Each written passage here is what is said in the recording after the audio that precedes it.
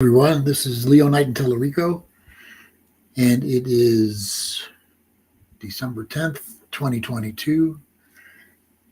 Coming to the end of 2022. Not too many days left.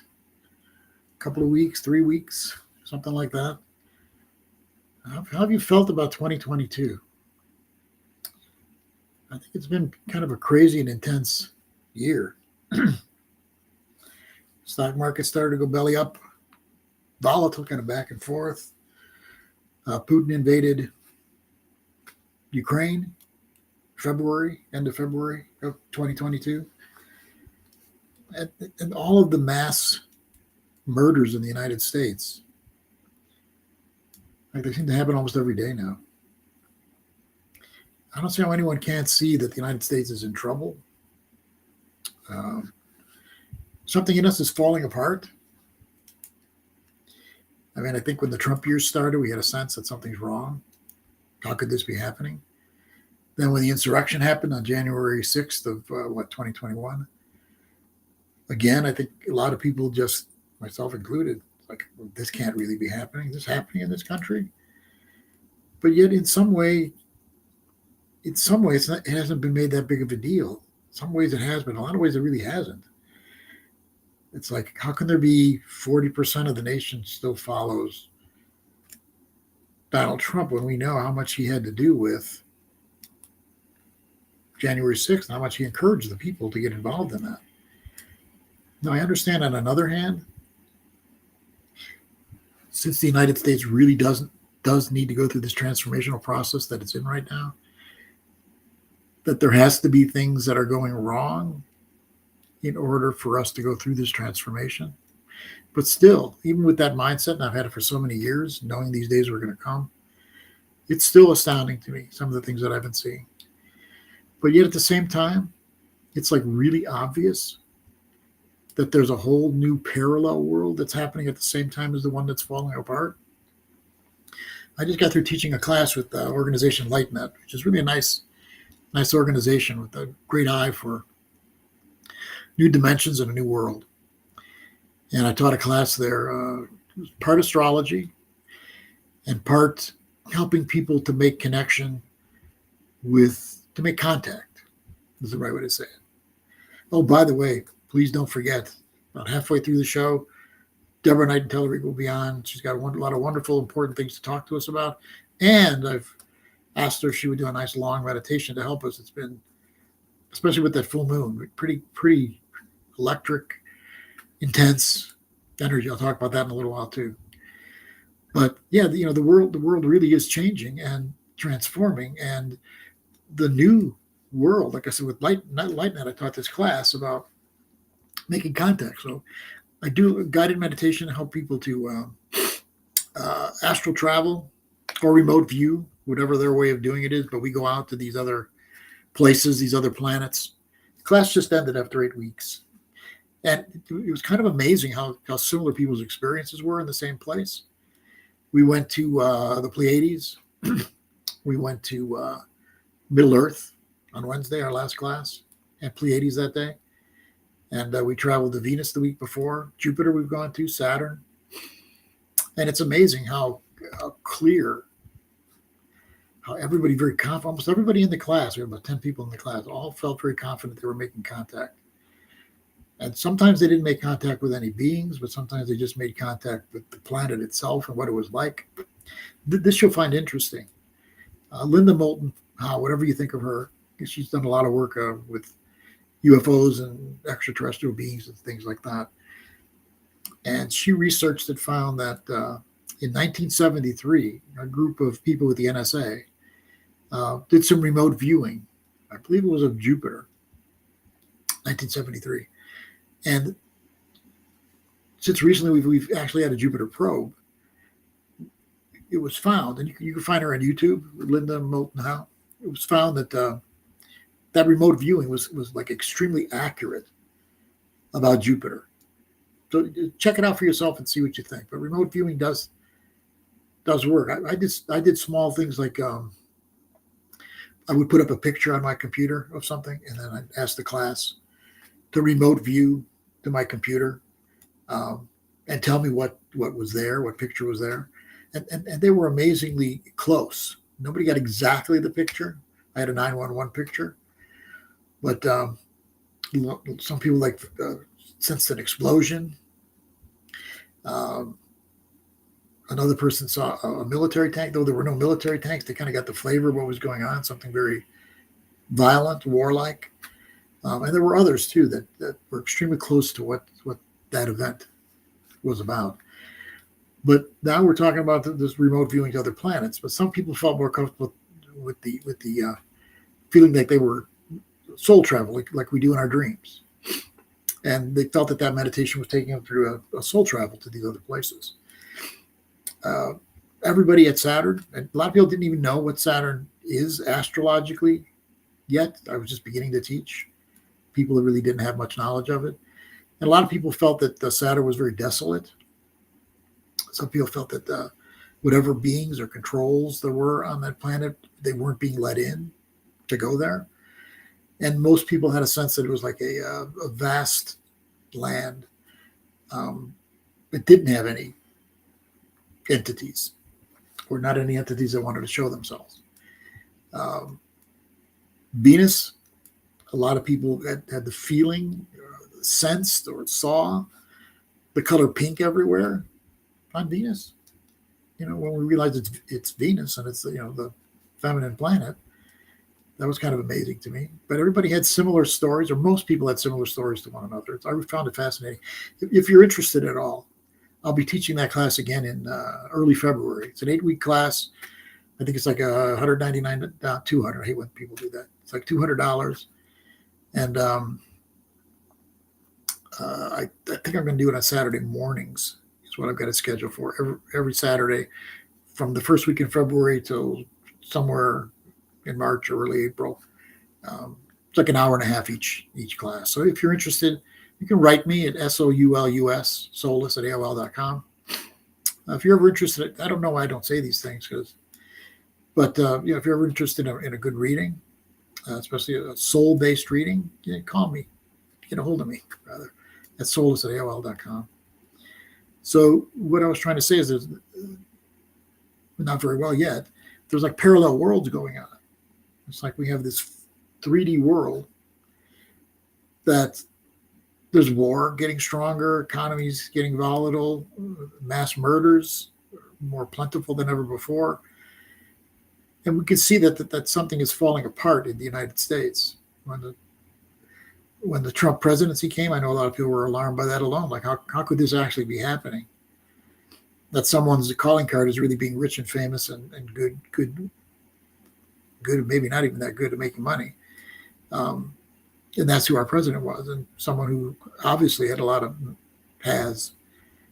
narcissistic tendencies. And that became our president, and even other presidents too. We say, how could this be the best of our country? The people that are our presidents, and so we know something's falling apart. At the same time, people are connecting to this new world in many different ways. But one of the important ways is moving away from this sense. And this started like in 1781, Uranus was discovered, because before that, Saturn was thought of as the furthest planet out. And so we had a world that was hierarchical and patriarchal, and even religions. It was getting based on rules and regulations more than on love. And so I believe when Uranus was discovered, that was the first winds of the new age blowing in. And of course, the two revolutions were going on then in France and in the United States, very representative of moving beyond that patriarchal, hierarchical, here's the authorities and here's all the minions of human beings and animals underneath their control and judgment. Uranus discovery in 1781 began to take us beyond that Saturnian sense of things. Remember Saturn, which was the furthest planet out until 1781. Saturn can be considered gravity and also time, the hand of time. And when you put those things together, you see what Saturn's got to do with is like something is definite, right? So like when I see Saturn and people's Venus in their natal charts and I'm working with them in a relationship, I'll say the relationship's coming up to a crossroads where you got to decide whether to commit further or get out, because that's the way Saturn is. Things have to be that definite, no wishy-washiness. So, some things about it are good and some things about it are bad. A lot of people find it difficult because it feels like there's no wiggle room for choice, like something has been determined and you need to go with it. And Saturn does have that feeling. So from 1781 on, human beings started getting more of a voice in their world. Not enough yet even, but more, the United States Constitution, of the people, by the people, for the people, was to move beyond what was his name? King Henry. No, not King Henry. King George. To move beyond King George and start giving the power to the people more and more, even though it was the representative government found. Representatives, though not so much, it seems sometimes, are to be representative of the people's voice. I mean, now it's become, a lot of them are representative of the corporate voice. But nevertheless, that was the original intention, to move us back to power in the hands of the people. 1846, Neptune was discovered, the next transformational planet. Remember always, there's 3 transformational planets. The rest are not transformational. It's Uranus, Neptune, and Pluto. And they all were recently discovered, meaning 1781, 1846 Neptune, and 1930 Pluto. And all of them represent more power to the people. In 1846, Marx's Communist Manifesto came out. Whatever you think about communism, socialism, whatever, just think about this part. There was an industrial revolution going on, and the people were not, the workers were not treated very well. I mean, that's documented. The moneymakers were just using the people, giving them some salaries, but, they weren't being treated well. They had child workers then too. So 1846, Communist Manifesto came out, which also talked about, people and compassion for those that suffer under oppression. Then in 1930, Pluto was discovered. Pluto's got a lot to do with power. And at that time, we had these like bigger than life characters on the world stage, like Capone, Hitler. And, but we also had, speaking of power in a new way, we also had Gandhi at that time. And Gandhi led the Indian people to revolt against the British government, which led to Britain ultimately leaving India. That was when Pluto was discovered. You see where I'm going here? The movement has been away from authority figures telling the human family what to do, including the patriarchal God, who tells you, I'll reward you if you're a good boy or girl, and you'll be severely punished if you're a bad boy or girl. Now, some of that might have a place in our world, but do you want that to be your ultimate God or goddess? And by the way, how could God be just a male? Doesn't that kind of make, just when you get into like making sense, does that make any sense? Does the universe not combined with male and female energies both? Is our world not male and female combination? So just thinking of God as a certain way had a lot to do with what we did, how we developed our cultures. In the old days, it's still in some places, the man rules everything and the woman has to follow what he tells her to do. That's all comes from the Saturn-based, for this planet out, Saturn-based patriarchal God, authority figure rules everything. That's what's been changing. And a lot of people are getting very aware of that parallel world that's developing. Remember, in the parallel world, we see meaning to everything, and we see connections everywhere. Yeah, there's disconnection. We live in a yin-yang world, right? Male and female, connect and disconnect, hot and cold. There's duality, true, especially in the 3D way of looking at life. But in the age of Aquarius, when I talk about diversity within unity, think about it now on the core of that. Diversity means everybody is different. Everybody's different. No one's the same. And within the differences, we find unity. Not unlike an orchestra, where you have all these different instruments. They each play their own way of playing. But in a symphony, for instance, or other kinds of music, it all comes together in unified, beautiful music. This is our potential in the age of Aquarius. And part of it is this: those that are different. We're all different. We're all individuals. But does that mean we have to be at war with one another? Can we not, like the yin yang symbol, find unity within our differences? This is our test for our new world, to find unity within the differences. And we're doing it. But at the same time, there's this parallel world going on that's falling apart and crashing. Yeah, we do. We live in that 3D world. We live in the world where all these terrible things are happening. You have to do your best not to let the fear of what's here and what's coming take you off your track of knowing about this world that you're getting very conscious of, where you can see symbols and signs and synchronicities taking you to where you need to go. That's the magic that we're being led by. Now, a lot of people who are very skeptical or even cynical think that people that are following these signs and symbols must be something wrong with them. You're living in a dream world. You're a Pollyanna. Let me tell you, I'm not a young chicken anymore. I've been following these signs and symbols for a long time. And I've developed, the universe has helped me develop a really good life for myself. So you're not living in a dream world and a Pollyanna if you have a sense of connections and magic. You're someone who's tuned into the new world. And that's why women are getting stronger in our world now. Because women more than men have had a connection to these other worlds. They've been made fun of. And sometimes they were too Pollyanna-ish, or, not really looking for truth. Because remember, you want truth and love together. Love without truth is living in a fantasy world. Truth without love is living a bitter existence. But together, that's the beauty. That's the oneness. And so respecting and letting the feminine in more and more, especially if it's combined with the truth, that's our new world that we're moving into. The connections, the signs and symbols, it's there. Don't get taken over by the fear. The fear is what takes you back into the old world. Yeah, of course we have fear. Someone walks in this door, has got a gun to my head, I'm going to be scared to death.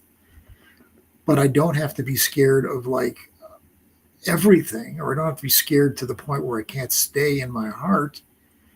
I can't stay with the love in my heart. I can't stay with my seeing the truth of things. You don't have to lose those things with fear taking over, or desperation and panic. So a lot of people are healing from the traumas of this world. A lot of those traumas are based on the programming that we've had and ultimately accepted to a large degree. Why have we accepted it? Because there's a beautiful, where'd you get that word for this, Leo? There's the way it's been created, like, I'll reward you if you listen to me and do it my way. I'll punish you if you don't. If you don't do things the right way, you're going to jail, you're going to a mental institution. You better fit in to the way that I'm telling you have to be. That's the old world. And a lot of people get scared to death if they don't listen to the rules and the regulations of that old paradigm. Trust me, you don't have to. Sometimes you have to a certain extent. You don't want to go to a mental institution or the jail. You don't want to do anything like that. But you can follow this new light that's of love and truth, and follow it and stay with it. And your life goes better and better and transformed into age of consciousness, into age of Aquarius consciousness, diversity within unity, all the individual differences, all brought together in oneness. We're on that path. Nothing can stop it. Let's look at things now. Oh, by the way, just a little bit of forecasting I'm doing now, but it's going to be a lot stronger. Let's see, we got 10th, 17th, to 24th, but I won't be doing it on the 24th. Christmas Eve, I think I won't be doing a show on that day, but I most likely will be doing one on the 31st. So either the 31st or the next week on the 7th, I'll do a forecast for the coming year for 2023. And I'm gonna get on some other people too, and I'd probably extend the show to be like 90 minutes or 2 hours, and we'll talk about 2023 and what's coming. So let's talk about right now. So we just got past, and Leo Knighton Tallarico will be on. I think right now about 25 minutes till or 20 minutes till the hour. So we had this full moon last week, and I told everybody it was going to be more intense than the normal Gemini Sagittarius combination, because when you get those two signs together, lots about sharing information, coming to conclusions, finding answers to things. But yet Mars was a part of the moon, conjunct the moon exactly, and Neptune was in it too. So they created a T-square. Sun opposite moon, which is all full moon. Sun opposite moon. In this case, it was Sun in Gemini, Moon in Sagittarius, and then Neptune and Pisces square that up.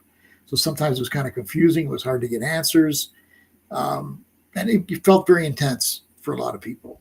But we've come to pretty much you should be out of it. You should have felt it. Shouldn't say should. Everybody's got a different way of experiencing these things. But as a general rule, 2 days before the full moon, the day of the full moon, and up to 2 days after, people will feel the energy of it and experience the meaning of it. So now we're past that. And let me give you an idea what's coming. So we're in the waning half of the full moon now, right? We're in the second half after the full moon. And that means that day by day, the moon gets darker. So it gets darker and darker and darker until the 23rd at the new moon, usually maybe not even until the 24th, you start seeing a little light of the moon again. So 23rd, 24th, you'll see the light of the moon again. From now till then, the moon just gets darker every day. And symbolically, that has energy to it too, right? That means you're moving more into the yin side of things, not up and out and moving, but down and in, more yin. And from that yin place, sometimes people start feeling a lot of darkness in the yin place. A little bit of darkness is good. Getting back into your feelings is good. I feel sad today, whatever I feel today, that's good to feel. You don't have to be afraid of it. But sometimes people will get deeper than that in fear. And then they get depressed, and then it becomes a pretty big problem. So that's a bit of a challenge as we're moving more and more to the second half of the lunar cycle. And then at the same time, we got the solar cycle, right? The solar cycle is where the sun is every month. So it's in Pisces, it's in Aries, Taurus, it keeps going. It's at the first day of spring, Aries, which is light keeps growing. It's equal that day, but light keeps growing. Summer solstice, light's at its zenith. But then after that, it starts getting a little darker every day. Still not dark. And then we have autumn, where it's equal again, but it's like a sunset, more and more darkness coming in. And then we have winter solstice, which is on the 21st of December this year. So right now, we have a darkening moon beginning and a darkening sun going on. At the same time, we have Sun in Sagittarius. So every year, as the solar cycle is taking us darker and darker and darker, Sagittarius is really helpful, because Sagittarius is like a fireplace. It's like feeling the fire of hope and faith, even during the darkening times. That's Sagittarius. So, sometimes Sagittarius can get where it's almost out of its body with positivity sometimes. But think about it. Part of the reason for doing that is because there's a fighting up against the darkness that's getting stronger and stronger all the time. But if Sagittarius gets too much into the positive, it gets out of its horse, the lower half of the centaur. Upper half's shooting up to the stars, right? The lower half is the horse. And so when the horse takes over because they're out of balance, too positive, he calls them back and says, you better start thinking about this or that or this or that in reality. But Sagittarius is a glowing light during the darkening times, and they are darkening now. And of course, during Sagittarian time, we also have the holidays. And the holidays are part of the feeling high, feeling good, feeling positive, even though things are darkening more every day. So we've got that going on. So from 12/16 to 12/23, we got the darkening of the moon. New moon in Capricorn on the 23rd. From the 16th to the 21st, we have a darkening sun every day, more and more. And then we have the winter solstice. Also on December 20th, Jupiter will move out of Pisces. Pisces is a much more yin sign, and moving into Aries, very beginning of Aries. Now, don't forget, Jupiter was in Aries a few months last year, then went retrograde into Pisces, and then it's going to go back into Aries again. Yes, it goes back into Aries again. Like I said, on the 20th, it'll be back in Aries again. And then on the 21st, winter solstice, 23rd, new moon in Capricorn. Also on the 23rd, Jupiter, the Sagittarius planet, will be making a semi-square to Uranus in Taurus. And that should add a lot of expanding and perhaps erratic energy at that time. But at the very least, that kind of energy will take you out of any doldrums that you may be in. But it also could feel a little bit out of control for what the general atmosphere is at that time. That's on the 23rd. Then on the 29th, good old Mercury goes back retrograde again. And by the way, it'll stay retrograde until the 18th of January. Now let's go through January, because January's got a lot of direct movement. This is going to be important because a lot of people have been sitting in their kind of cocoon, at the times I might call they're sitting in the womb.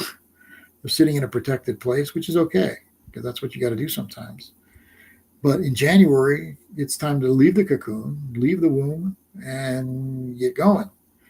So here's the way it'll happen. Mars goes direct on January 12th at 8 degrees, almost exactly 8 degrees of Gemini. By the way, that's exactly on the United States Uranus in its natal chart. So it'll be a wake-up call for the United States in some way when Mars goes direct. So like 10th, 11th, 12th, 13th, 14th, that's when you'll feel that Mars changing directions to go direct. Then, like I said before, Mercury goes direct on the 18th of January. And then another big one on the 22nd, Uranus goes direct. So when Uranus goes direct, it'll be going direct at 14 degrees, 57 minutes of Taurus. Just to put in some other things that I'll talk more about at the forecast for the year, but that'll be like exactly, almost to the minute, square China's Mars, Mars in Leo, which is Mars conjunct Pluto in Leo, pretty intense. They're a Libra country overall, born in October, but they've also got this part you don't see. There's a politeness with the Libra and all that. But they've also got this Mars conjunct Pluto and Leo square Venus and Scorpio in their natal chart. So they've got power behind the scenes that they can use. So we know that they got their eyes on Taiwan. So one of the times to be concerned will be when Uranus goes back direct around that time. Because like I said, it'll be right square their Mars-Pluto conjunction.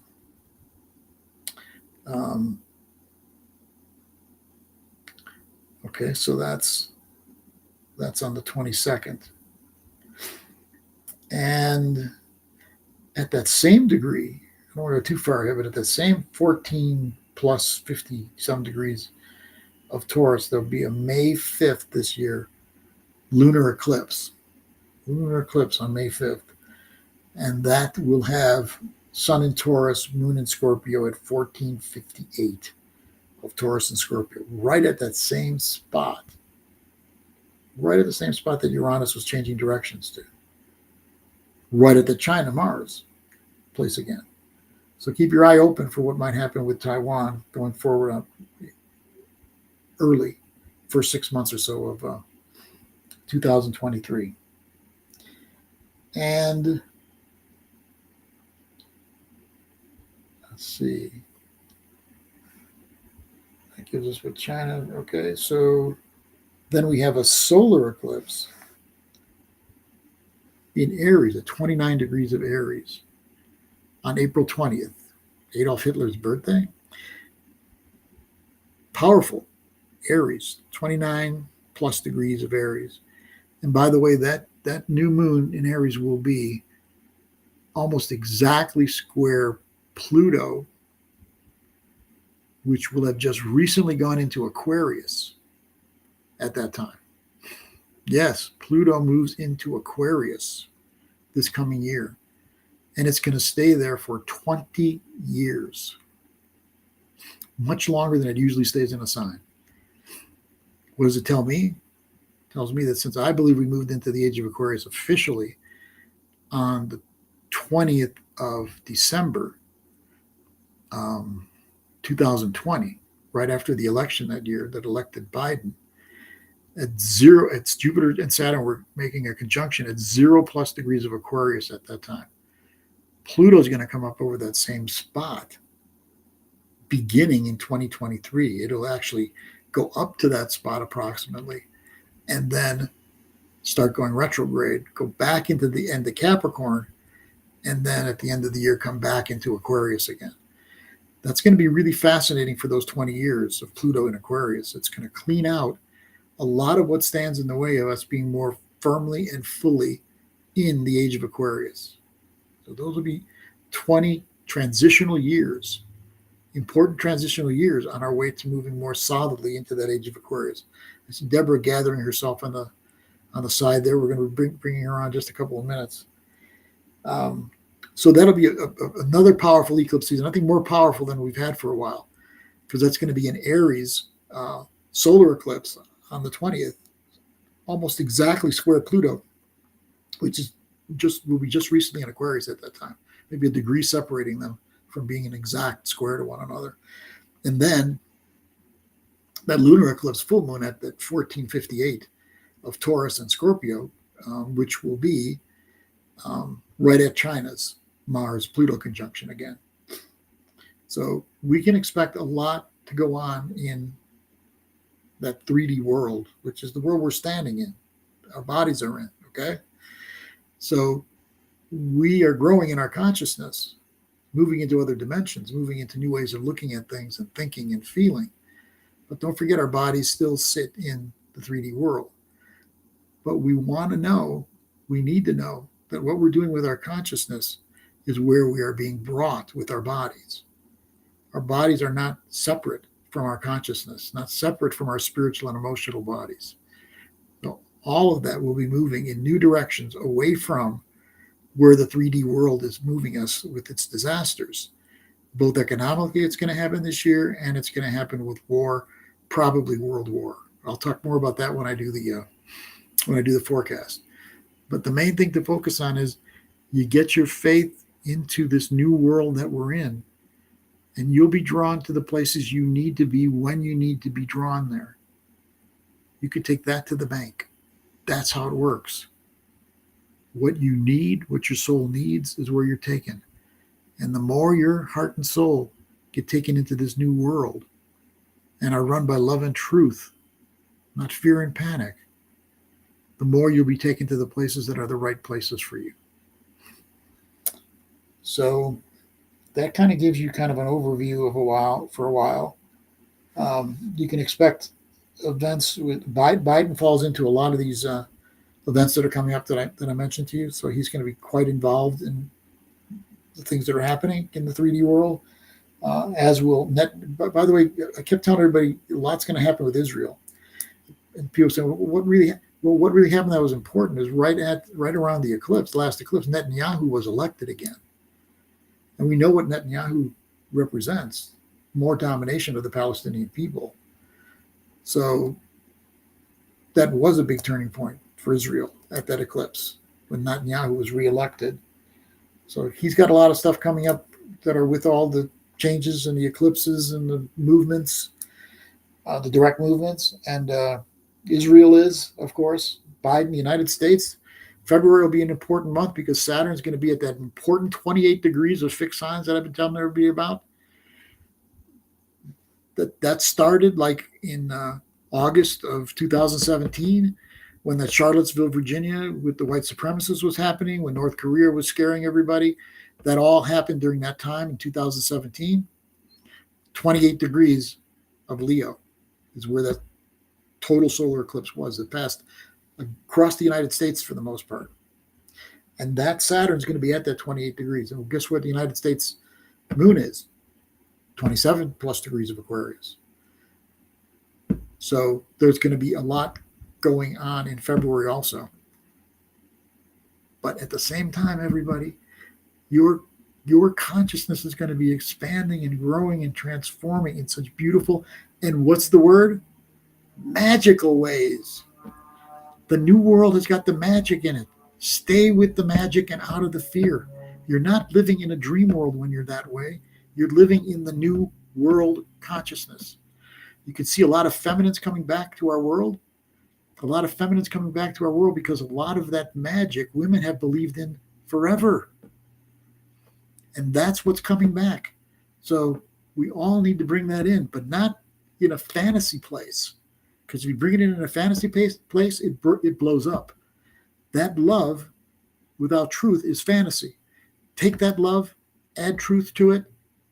You're going to be okay. Our world will be okay the more that it does that. Love and truth combined. Okay, I'm done preaching. So now I think we are ready. Deborah, let me know if you think you're ready over there to come on. Give me a nod. She's giving me a nod. She's coming on. I think she's going to talk about the solstice, which is coming up on the 21st, and some other important things. And then she's going to lead us into meditation. She promised. So I'm going to bring Deborah on right now. Hey there, everybody. Good to see you today. How are you? I am good. So we're gonna I'm gonna just talk a little bit about some of the things that I am tuned into right now at this very powerful time. So I know you talked about a lot of the astrological things coming up, and I just wanted to share about this coming Monday is the portal of 1212, and it's also Virgin de Guadalupe Day. Yeah. So I just wanted to talk about both of those things. And first, which I find the most powerful. Well, they're both it's a potent day from different perspectives, because a lot of people believe it's actually a portal when we have those two 1212 together. So I'll talk about that first. So if you think of the number 12, it is a number of completion. And it's, there's 12 hours in a day, 12 months in a year. And it's considered a number of self-mastery because of that, because it represents completion. It's the completion of the solar cycle, right? The 12 signs in the zodiac. And it's considered a time when whatever you focus on that day is going to be magnified. And it's a time to really release the old and step into your higher path, your higher destiny. And on that day, to really focus on that. What are your visions for your life, and really bringing out your gifts into the world on that day? And I found it interesting that in Egyptian numerology, 12 is a big number. Like I said, it's a number of self-mastery to them, but it's also considered a number that transports you to higher realms. And the 12th initiation in Egyptian numerology is the initiation of service and bringing your higher calling out to serve humanity. So that I really loved, connecting with that energy. And then, so that day, really focus on your intentions and what are those gifts that you want to bring into the world, and really have faith and trust that you can take that leap of faith into a new area. It's almost like a It's almost a portal into a new phase of life or a new part of life too. 12, because it's the 12/12. And then the other significance of 12/12 is that it's a day, Virgin de Guadalupe Day. And this is such a beautiful story. So back in 1531, the Blessed Mother Mary, known as Virgin de Guadalupe in Mexico, she appeared as an apparition to an Aztec peasant named Juan Diego. And she appeared to him on this hill. And she asked him to build a shrine, a church on that hill. And this was on December 9th that year of 1531. And so he listened to her, and he went to the bishop so this is right outside of Mexico City on a hill. And so he went to the bishop, and the bishop was like, well, if you're going to want me to do that, you're going to have to prove that this was truly Mother Mary, Virgin of Guadalupe, that came to you.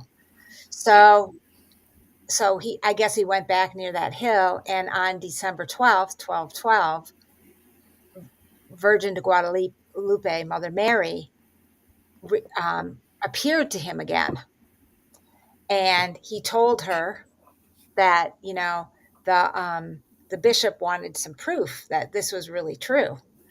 And the other thing is he was an Aztec, and she spoke to him in his Aztec tongue, so he could understand.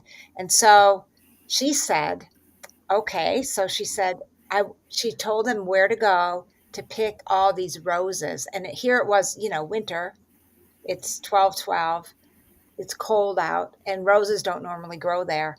So she told him exactly where to grow to pick all these roses and to bring those roses to the bishop. So he went and picked these roses, filled his cloak with roses, and went to the bishop. And he opened up his cloak, and all these roses fell out. And there was also an image of Mother Mary, Virgin de Guadalupe. Wow. And so the bishop said, wow, this is a miracle.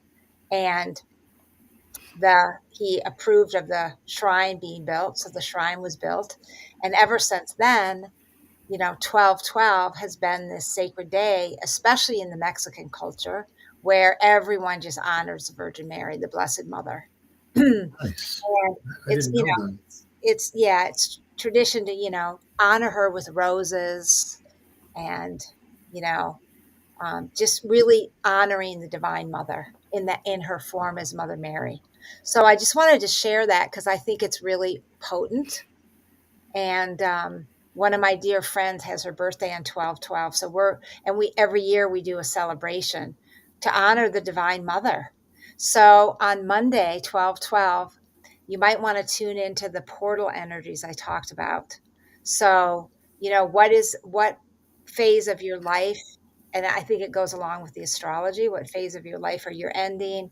What new zones are you moving into? What new adventures do you want to take in your life? And also, how do you want to be of service to the larger humanity during this time of great change on the earth as we transition? We're in the Aquarian age now, but we're still in this huge transition.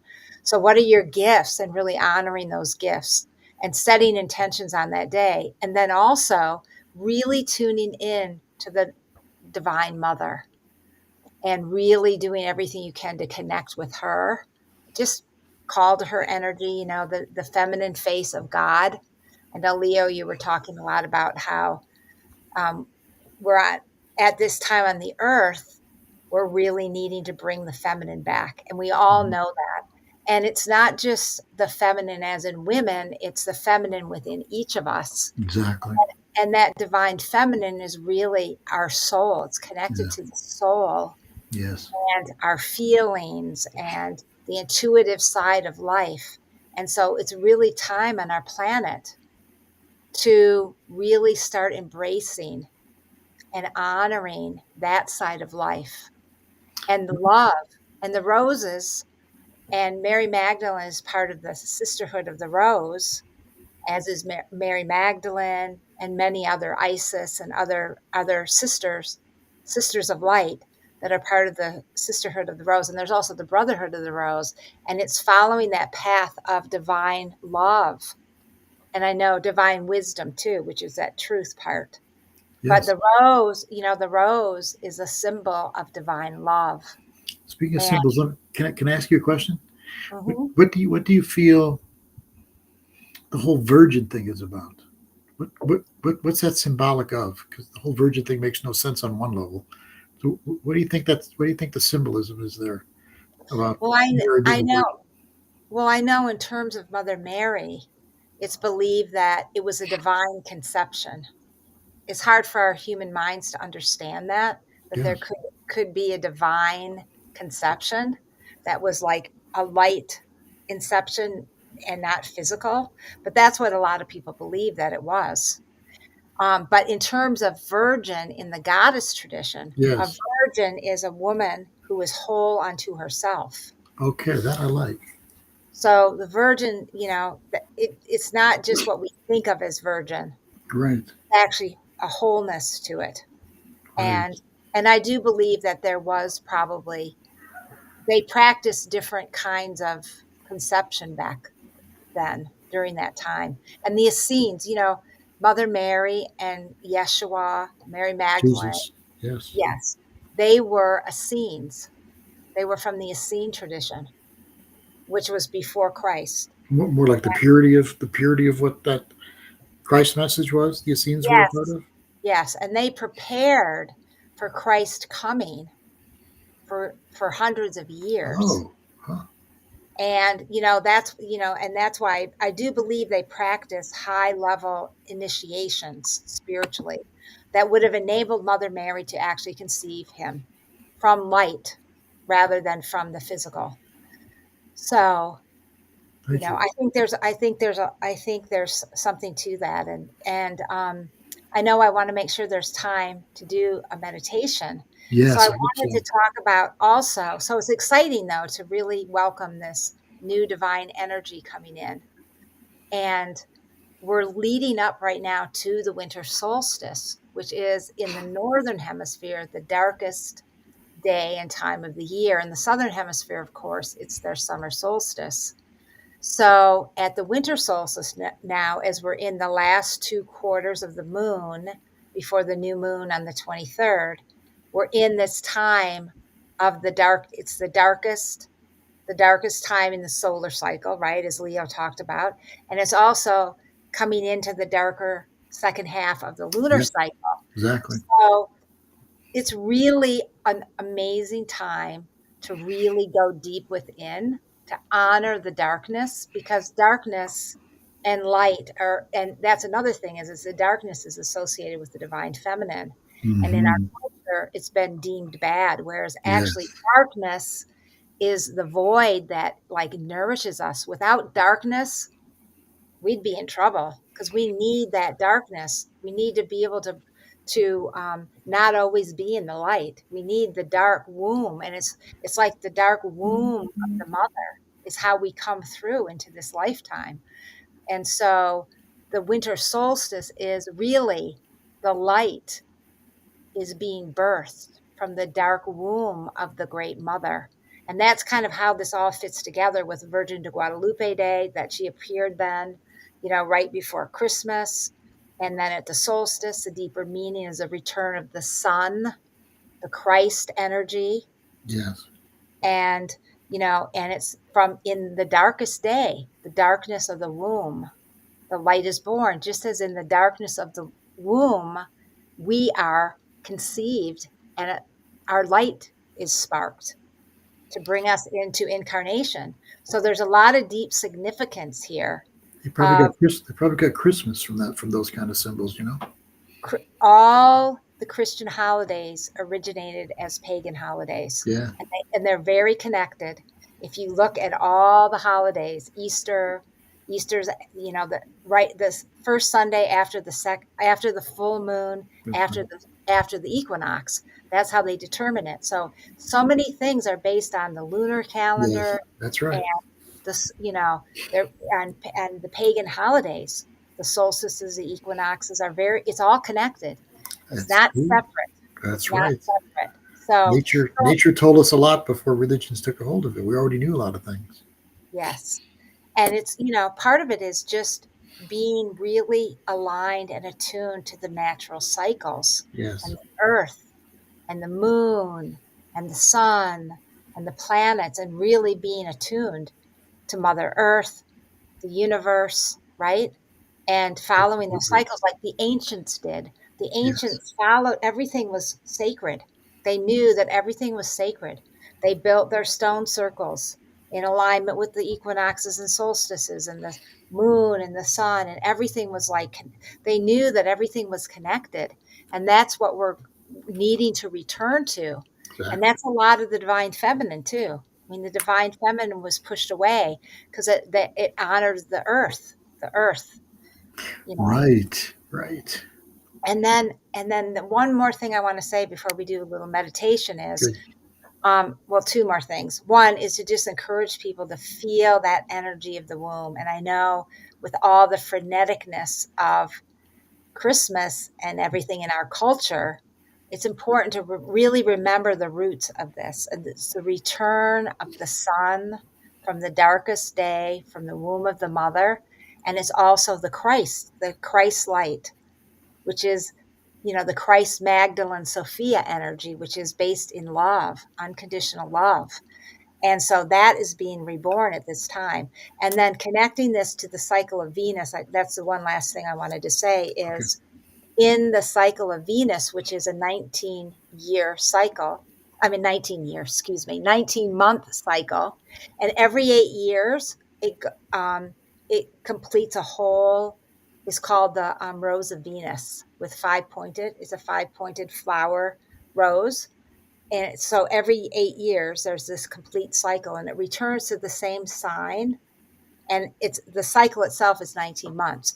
So as part of that 19-month cycle, Venus rises as the morning star for the first 8 or 9 months, and then she travels with the sun for 2 or 3 months, and then she rises as the evening star for 7 or 8 more months, and then Venus goes retrograde and Yes. she metamorphosizes into the new cycle, and then a whole new cycle starts and then she rises again as a morning star. So right now, the reason I'm bringing this up is Venus just rose for the first time as the evening star again, after being in the underworld journey with the moving close to the sun, actually behind the sun, very close to the sun astrologically. And so on December 1st, she rose from the underworld into the evening sky. So now, if you look in the western direction right after the sun sets, you'll start to see Venus in the evening sky. And there's gateways that Venus goes through, and whenever the moon and the sun conjunct each other, excuse me, the moon and Venus conjunct each Mhm. other, it's considered a gateway of Venus. So Christmas Eve, the day after the new moon, if you look into the sky, you know, right after sunset in the early evening, you'll see the very fine crescent moon with Venus there. And that's a gateway of Venus. And so the first gateway is the root chakra gateway, and it's connected to the ascent and descent of Inanna, the goddess Inanna, the ancient Sumerian goddess. Mm. She traveled down through the gateways to the underworld, and then she ascended through the gateways, and it's connected with the chakras. So So she's very much Venus, isn't she, Inanna? Venus, Inanna is Venus. And actually, many people believe that the myth of Inanna came actually from the cycle of Venus and them studying the cycle of Venus. They were Interesting. connected. Let me ask you this. Yes, So I took my class to Venus, yes, um, astral travel, remote viewing. Not this last Wednesday, but the Wednesday before, which I think was your birthday, the 30th of November. That's your birthday, November 30th, everybody. yes. I took them there on the 30th. Was Where was Venus at that time? I mean, in your So way of looking at things, on where was November it? 30th, Venus was the last day in the underworld. And on December 1st, she Oh, rose for the first time as the evening star, but not necessarily visible yet. But we'll be able to start seeing her now. So if you look, in the western sky, because she'll be actually setting. So you can see her. That's interesting because everybody made contact with Venus that day. Yeah. Everybody felt So they made Venus is contact with that Venus. goddess of love. She's a love energy. Yes, yes. And we're talking a lot. And so I wanted to make sure I Oh, have a little bit meditation, for meditation. our Yeah. meditation. So let us just tune in to this very, very sacred time right now. And that's what we're going to do for our meditation. So let us just close our eyes and just feel the energy of Mother Earth beneath you. Becoming aware of your own heartbeat.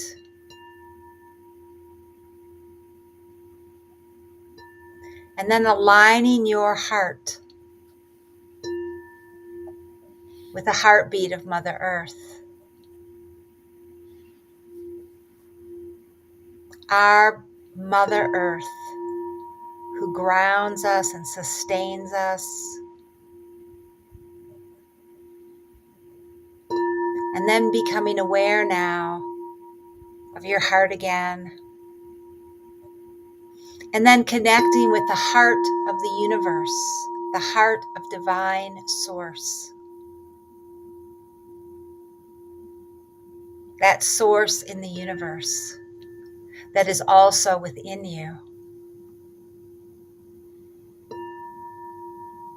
And just become aware now of this very sacred time on the earth. This time as the solar cycle is coming to a close. As it's the darkening, darkest days of the year in the northern hemisphere. And it's the third quarter moon. And just become aware of the darkness of the womb of the mother. And how in the darkness of the womb of the mother, we are nurtured and nourished.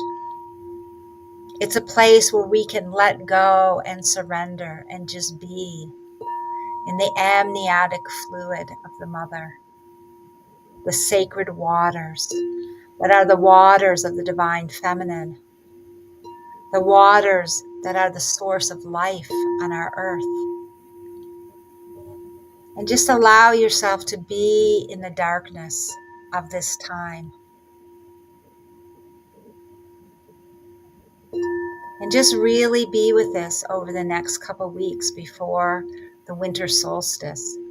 Just really feeling the womb space enveloping you. This place where you can let go and surrender and just open to the rebirth of the light again after the winter solstice, when the sun will stand still at the southernmost point on our earth before turning north again, where the light will grow. And just tuning into this place of darkness where all light is birthed forth from.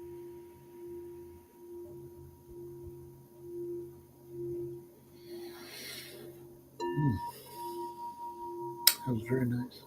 And then also just feeling the energy of Virgin de Guadalupe, the Blessed Mother, and just honoring the portal of 1212 as we move through it, focusing on your intentions, being aware of that portal and honoring the Divine Mother and the birth of the light and the birth of the Christ consciousness on earth at this sacred time. And just giving thanks for that as we end our show now, I know. Thanks, Deb. Good timing. I've got to let everybody go for today. And we'll be back most likely on the 31st of December. It's possible not till the 7th, but the next show will be forecast by me and others. And I'll let you know when that date's going to be, the 31st or the 7th of January. But thank you, everybody, for being with us. And Thank you. yeah, thanks a lot. Have a wonderful couple weeks in solstice and Christmas and everything, whatever you honor, Hanukkah and all the different holidays, Kwanzaa during this Exactly. Exactly. We'll see you soon. Take care, everybody. Bye bye. time. Bye.